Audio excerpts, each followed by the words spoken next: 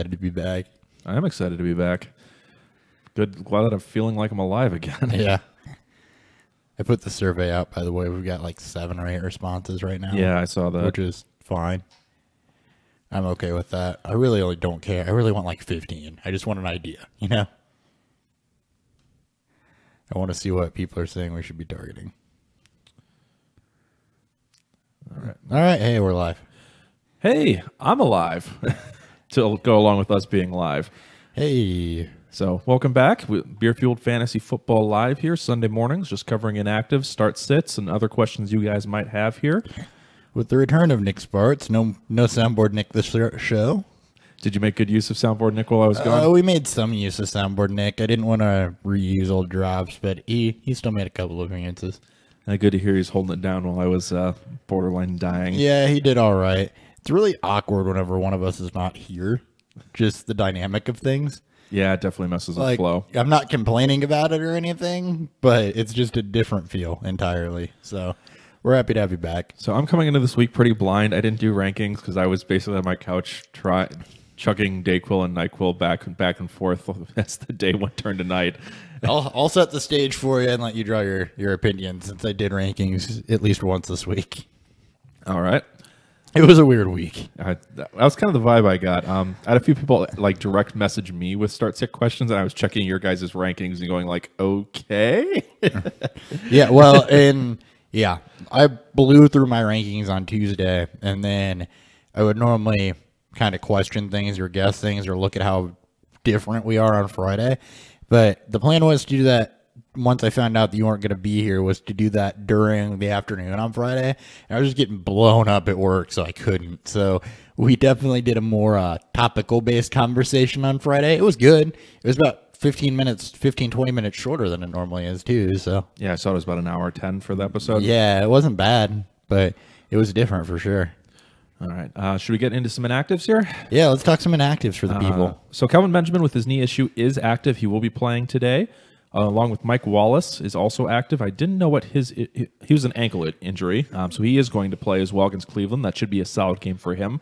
I'm assuming you guys probably had him as a fringe start in your rankings this week. Yeah, Mike Wallace was fringe. He's been good the last several weeks. Baltimore's got Cleveland, so if you need somebody that you're trying to, you're in a situation where you're projected to lose by a decent amount and need to try to hit a home run, Mike Wallace isn't a bad go. Especially because Cleveland's safety play is less than ideal. For sure. Aaron Rodgers is back. He will start this week. What are your expectations for his first week back against Carolina? So my expectations for Aaron Rodgers, I think Carolina is going to dictate that one a little bit, actually. If they have to get in a shootout or they have to play from behind, he's going to throw the football. Carolina is good against the run, but since he's not coming back not 100%, I expect them to try to establish a run game. I expect Jamal Williams to be heavily involved as they try to keep Rodgers clean in the pocket, especially from that Carolina pass rush. And I don't think that we get into a position where Rodgers has to start rolling out and slinging it and doing Aaron Rodgers things unless the Packers fall behind or just absolutely can't get the run game going. So I think that how Rodgers does Carolina dictates that, but I definitely see a situation where he is less involved as they try to protect him if they are able to effectively run the football. Well, because Carolina showed last week against the Vikings, they have a pretty decent pass rush, so they're probably going to try to limit Rodgers' dropbacks as much as they can. Yeah, which is why I expect Jamal Williams to be heavily involved. Because even if they do, I expect them to try to get the ball out quick, which is going to be some Jordy, but it's going to be a lot of Jamal Williams in that case. All right. Ted Ginn was a surprise inactive this week. He was dealing with a rib injury, so that's going to hurt the passing game for them. But I assume they're still going to rely heavily on the Ingram-Kamara dynamic duo. Yeah, they will.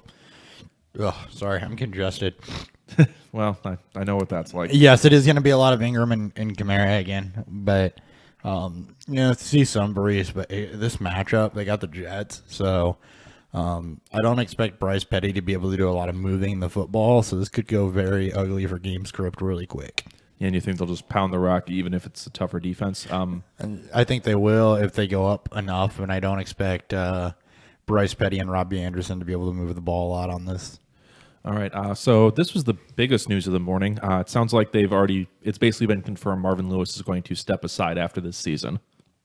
Yes, this is something we've been waiting for a couple of years.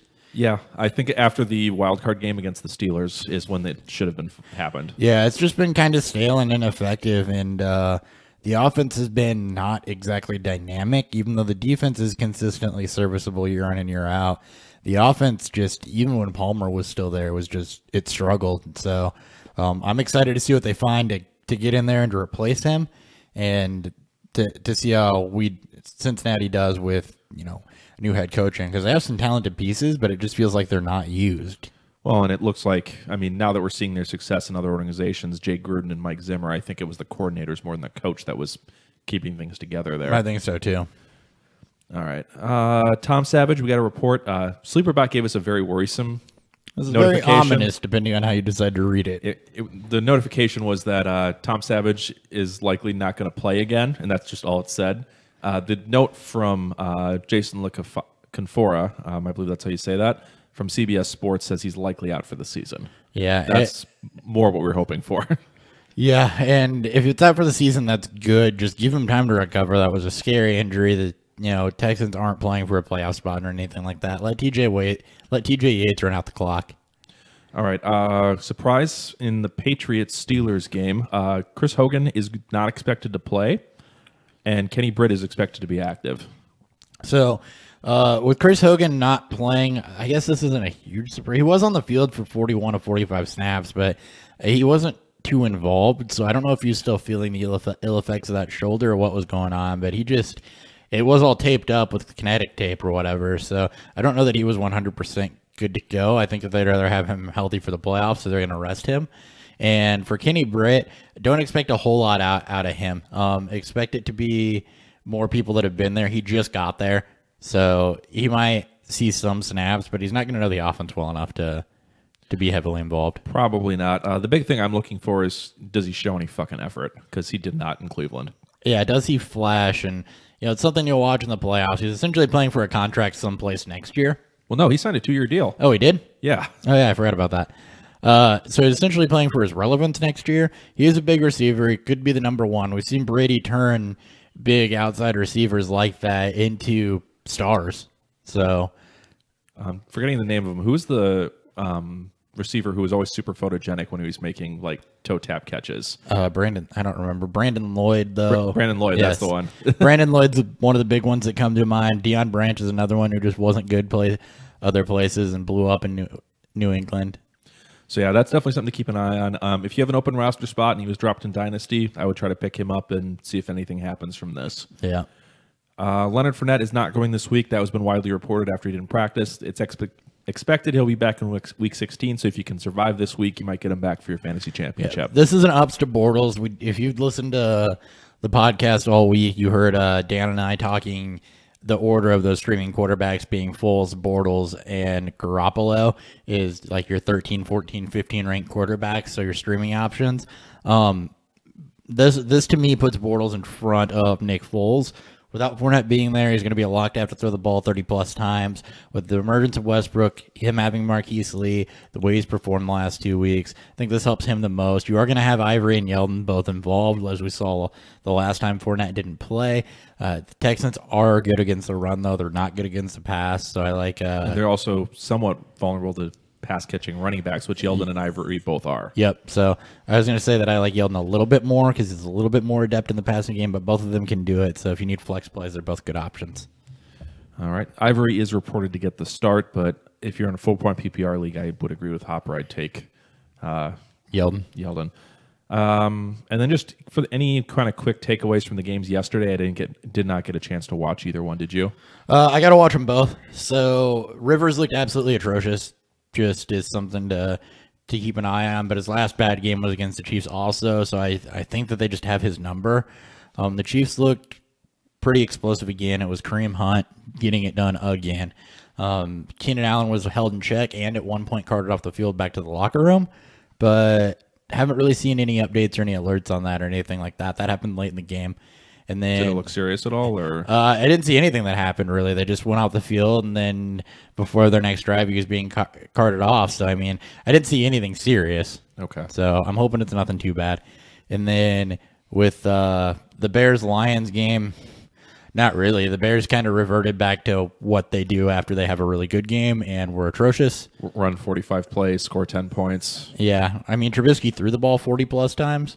Okay, so he actually did break 300 yards, I saw, too. Yeah, he broke 300 yards, 1 touchdown, 3 interceptions, I think was the final stat line. The 3 interceptions were all just, one was overthrown, one was underthrown, so growing pains. But you didn't have Cohen, you didn't have Shaheen involved again, which is kind of a recipe for this team to not win games. And I didn't see much out of Howard. He had a bunch of catches, though, didn't he? Yeah, Howard had a bunch of catches, but the problem with Howard is they try to run him on stretch plays everywhere again and up the middle, but I mean, the Lions are just sniffing him out, so it was just a bad game for the Bears. There wasn't a whole lot to take away. Kyle Fuller's a decent cornerback. Marvin Jones made an amazing downfield catch going up against Eddie Jackson, so... All right. Well, I think that's all we've got for major news there. Have you seen any good start-sits this week? I've had a lot of questions about Mike Davis. I've seen a lot of those involving Mike Davis as well. I think in most cases we're saying start him. Yeah, in most cases we're saying start him. I did a start-sit with Dan on the episode on Friday, though, so I want to kind of run you through the same thing. So let's start Mike Davis or Carlos Hyde. San Francisco's got Tennessee. I'd still start Carlos Hyde. Okay. Mike Davis or Alex Collins. Alex Collins is Cleveland. Alex Collins. He's been running hotter than even Mike Davis has. Okay. Alex Collins Mike Davis or Samaje Perine. Mike Davis. Perine's been pretty hot and cold depending on the week. So high-end running back 2, low-end 1 then from Mike Davis? Yeah, 15 to 16 range. Yeah, I got him. I get him down a little more in my initial rankings, but I think that the temperature's rising for him. The temperature has rose on him. He's low teens for me. So Mike Davis, if you own him, he's probably a good start. I think that was probably the most. Josh Gordon's another one I've gotten a lot of questions on.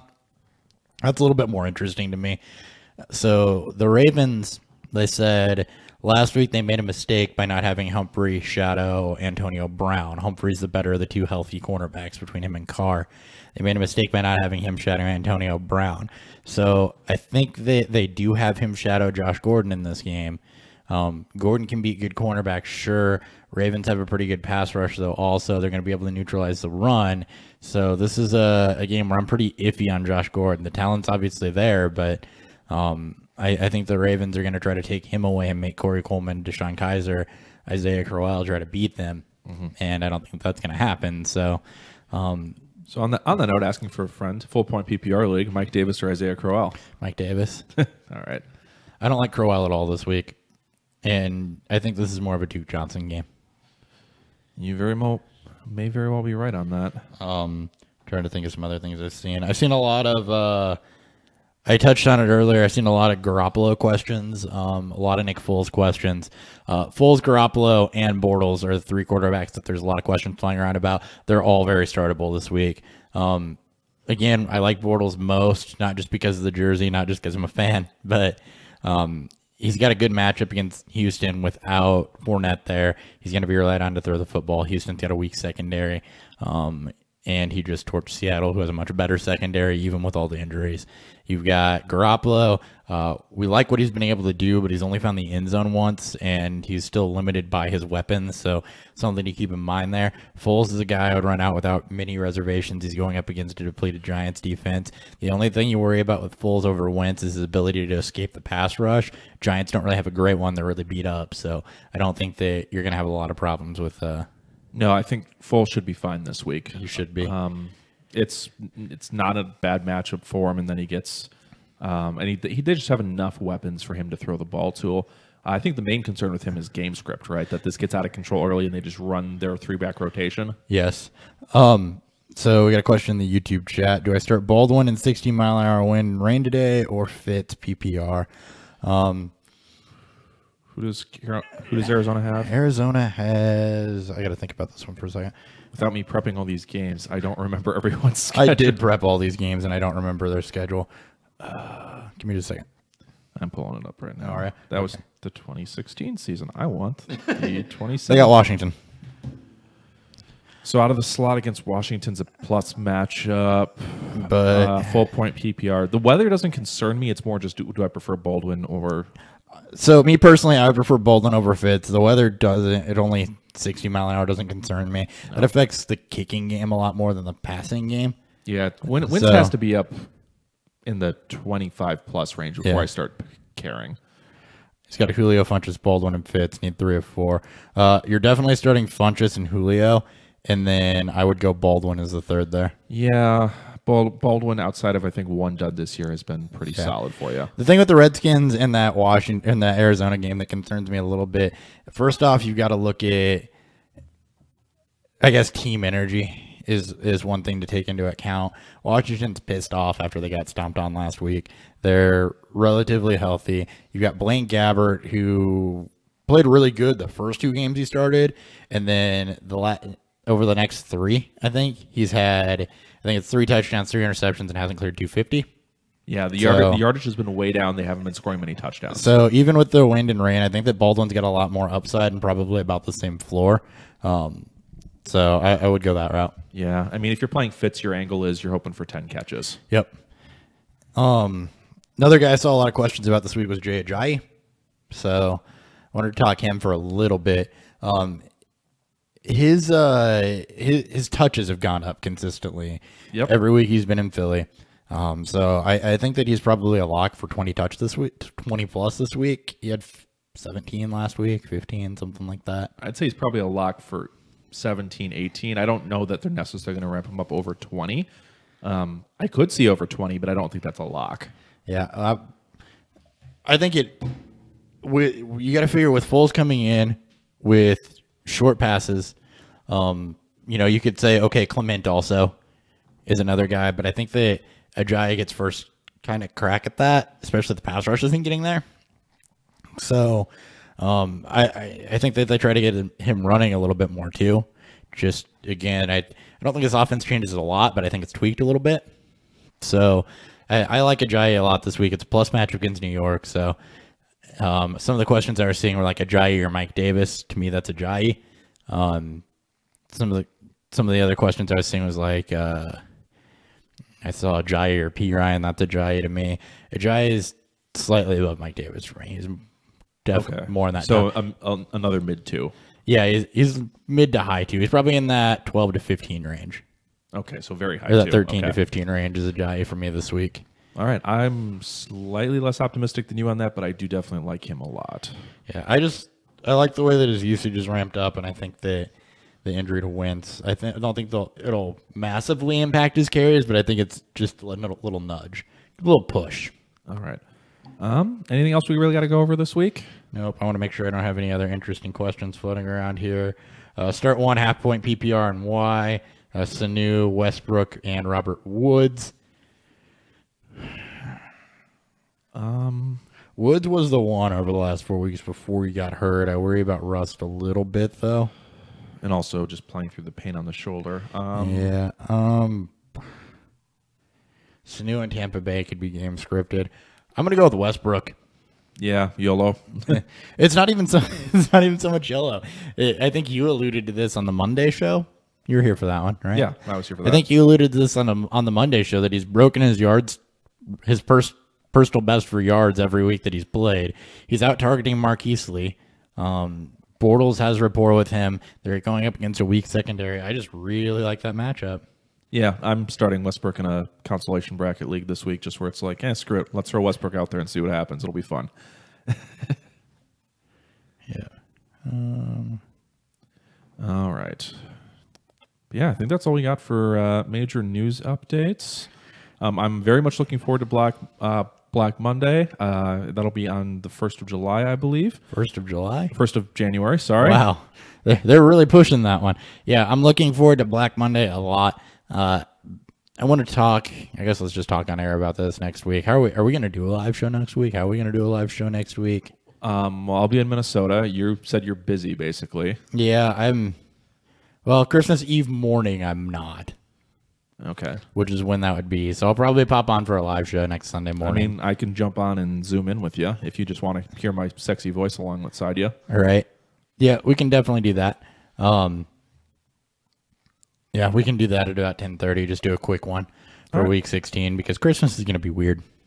Yeah, so unfortunately, the fantasy playoffs does not finish before Christmas this year. It kind of runs right smack dab into Finishes it. on Christmas. Yeah, so hopefully Christmas brings you a fantasy championship.